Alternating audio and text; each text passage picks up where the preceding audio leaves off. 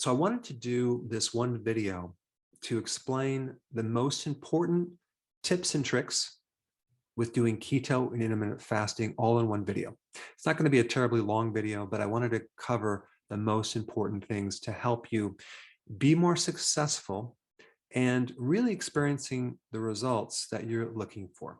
So let's start at the beginning. You wake up in the morning. What do you do? Well, most people drink a cup of coffee, right? So the first goal is to skip your breakfast. And the best way to do that is to add some MCT oil in your coffee. Start with 1 tablespoon, because if you start with too much, you can end up with diarrhea. So MCT oil is a type of fat, usually from coconut oil, that's going to allow you to not be hungry for the next several hours. Okay, so you put that in your coffee, you mix it up. If you work up to 2 tablespoons, you're going to find that you're really not going to be hungry. It's going to actually give you energy. Now, what I normally do is after the coffee, and you can do this before the coffee, I like lemon water, but I take the whole lemon and I blend it with water. I don't take the juice of the lemon anymore. Now it's going to be very, very tart. So you can add, several drops of stevia, or what I do is I put my electrolyte powder in this mixture, like 1 scoop. That way you get the potassium, magnesium, so you have more energy. So we have this super powered lemon water with electrolytes or without it. That gives you a lot of vitamin C, but it also gives you something called citrates, which help prevent kidney stones. Okay, so now that you're not hungry in the morning, you go all the way to noon and you have your first meal. I recommend doing maybe a tablespoon of apple cider vinegar in a glass of water. Drink that. That will help you digest. It's also going to help your blood sugars, but you don't have to necessarily do it before the meal. You can do it while you're fasting, but apple cider vinegar is a really good thing to take when you're doing this for energy, for blood sugars, to help speed up the improvement of the insulin resistance. Now, as far as the meal goes, I always recommend doing your vegetable or salad before your protein. Why? Because I found that if you're going to do what I usually recommend is between 7 to 10 cups of vegetables per day, which a lot of people can't do that initially, that means you're going to have to do a big salad, right? I mean, a 5-cup salad is not that big. And maybe you could do a 5-cup salad and then for dinner do like 3 cups or 2 cups, right? It's not hard to do that. Now, if you're doing other vegetables like broccoli, cabbage, Brussels sprouts, more dense vegetables, you're not going to be doing 7 to 10 cups, okay? Maybe you do 4 to 5 cups. So I recommend doing the vegetable or salad first, because it's that way it seems to work out a little bit better. So on the salad, one thing that I do that actually tastes quite good is I sprinkle nutritional yeast flakes on the salad.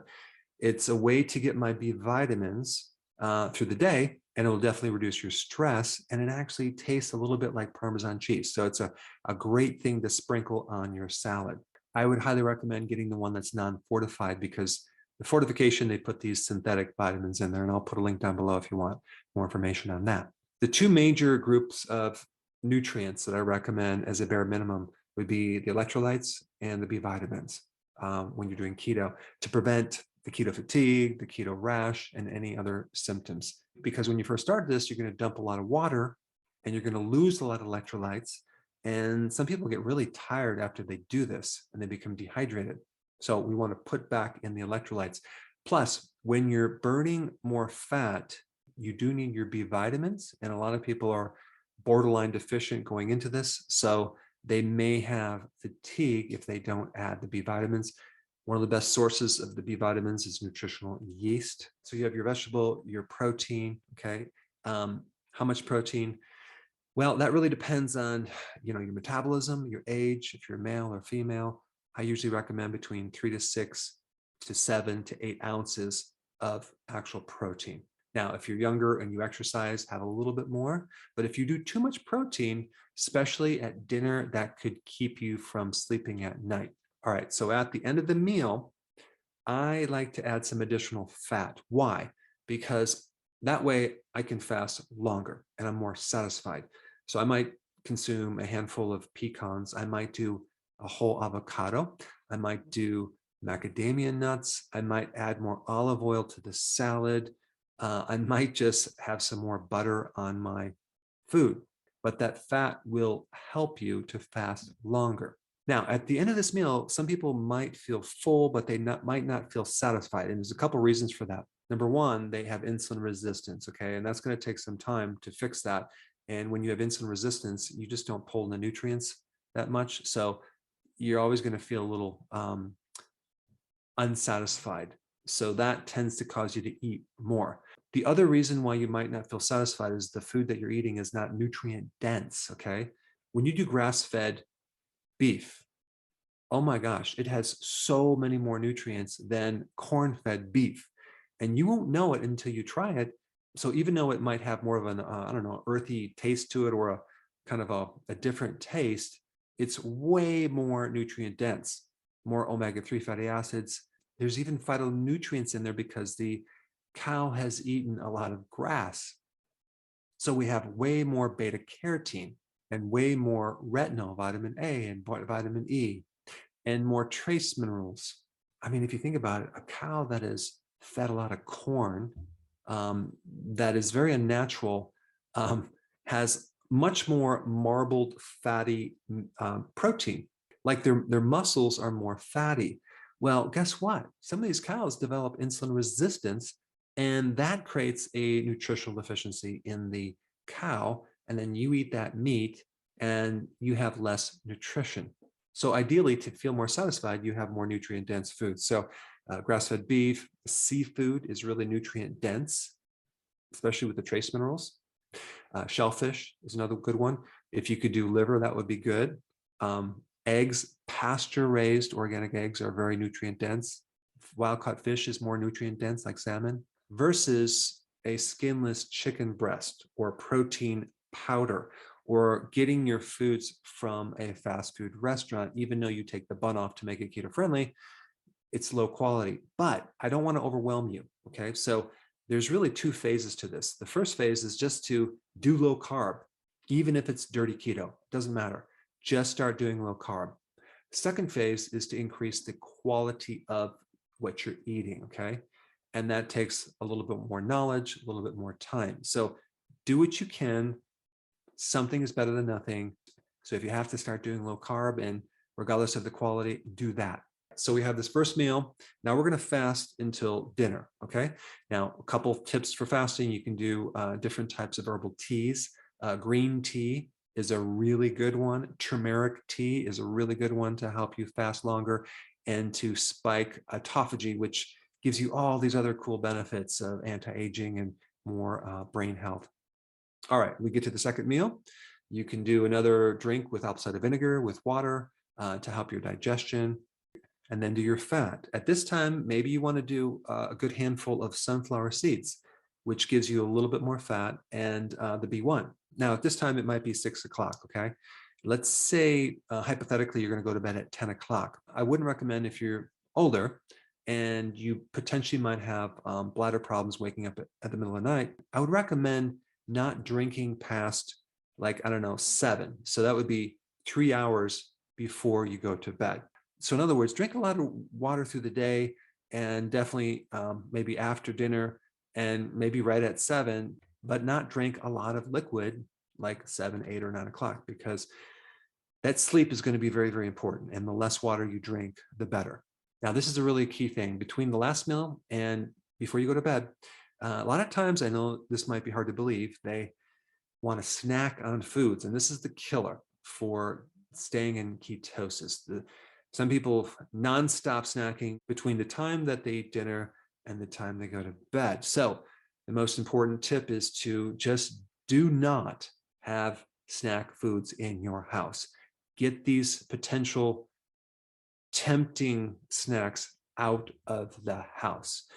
If you absolutely must eat something, just eat celery. It's crunchy, and that way it'll give you something to chew on. But boy, this is a real problem for a lot of people. So if you do what I said, eat nutrient-dense foods and more fat at the end of the meal, your chances of snacking will be less. All right, sleeping is going to be very important. If you don't sleep well, you're going to find that you're going to crave in the morning because it's going to increase cortisol. You'll be more stressed. It's going to be harder to get the results that you want. It's going to affect your metabolism. So a couple little tips for sleeping. During the day, if you can exercise, that would be awesome, because exercise will deplete your energy. It improves your blood sugars. It will help your sleep. If you can exercise outside or be outside during the day, that's also going to be important, because the exposure to the sun is going to give you a lot of melatonin. Melatonin is going to help you sleep. So if possible, ideally, you want to get at least 1 hour of exposure to the sun, not necessarily being in the direct sunlight, but just being outside, even if you have a hat on or clothes, because the UV light from the sun will penetrate your clothing and your hat, and that will start building up your melatonin, okay? Not to mention getting the vitamin D. Vitamin D helps your sleep. So during the winter, if you're not getting enough sun and you want to spike your sleep, take about 10,000 IUs of vitamin D3 right before sleep, okay? That's going to help your sleep cycles. And if you have this excessive thinking before bed, B1 before sleep. Very, very effective. So we want to limit too much protein at the second meal, especially to help you sleep, because if you're sitting on a tremendous amount of protein that's undigested, it's going to affect your sleep. Make sure you get enough melatonin by getting sun. Don't take the melatonin supplement, okay? That's going to create another problem. Get your melatonin from the infrared wave from the sun, and then you have the B1 and then the D3. All right, and I forgot to mention this with exercise. To maintain energy with exercise, you need your electrolytes, especially sodium, okay, and potassium. So make sure when you do this keto that you start adding more sea salt to your meals. If you don't, you'll be deficient in sodium, and that's going to make weak muscles. You're going to feel like, wow, I just don't have the energy to exercise. It's usually low sodium, which is very easily handled by putting more sea salt on your foods. Now, as far as the potassium, that's another electrolyte that's going to keep your energy up, and you're going to get potassium and magnesium from your salads and the electrolyte powder. And I even want people to feel the difference by adding just more sea salt and potassium to how much more effective their exercise is in endurance, strength, and the desire to exercise, versus being deficient in those two. Boy, it's dramatic. You just don't feel like working out. You don't have the energy. You're dragging all day. Now, a couple more important things. So if you've checked out, just check back in, because this is going to be really important. We don't want you to plateau, right?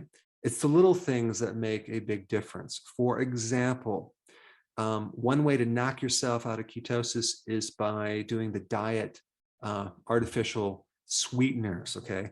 They can really mess you up. So that's a really important point. The other point is there's hidden sugar in even keto-friendly bars, desserts, snacks, yes. And even though you might be below the 50 grams of carbs, maltodextrin, dextrin are not classified as sugars, believe it or not. I've done a whole video on that. Don't trust it. Read the ingredients first. In fact, if you can avoid the keto snacks altogether, you're probably going to be in better shape. Also, the so-called keto electrolyte powders out there have maltodextrin hidden in their natural flavorings. Yes. So that's another thing that I didn't even know until probably a year and a half ago, but they use maltodextrin as a spray agent to dry out certain flavorings. So I had a hard time finding a company that didn't add the maltodextrin to the ingredients, both in the citrate form of the minerals as well as in the natural flavorings. So maltodextrin is worse than sugar, it's worse than glucose. It's like really high on the glycemic index. All right, a couple other things. Honey is sugar, okay? Avoid it. Read ingredients with honey and avoid it. And there's a lot of other forms of sugar, like date sugar and coconut water. There's a lot of sugar in that. And so realize just a little bit of that sugar or carb can knock you out of ketosis for a considerable amount of time, up to 48 hours. So if you're wondering why you're not getting results because every other day you're having these hidden sweeteners, that's why. You see, the goal is to get you to do this right long enough for you to feel what you should feel like as far as the energy, the cognitive benefits, not just the weight loss, but just feeling really good, because that healthy feeling, that feeling of wellness, the feeling of being energetic is so, so important, especially as you get older. You'll find out it's very valuable. Last few tips. The best indicator to know that this is working is your appetite. Okay, your appetite goes away, not weight loss, because it's get healthy, then lose weight, not lose weight to get healthy.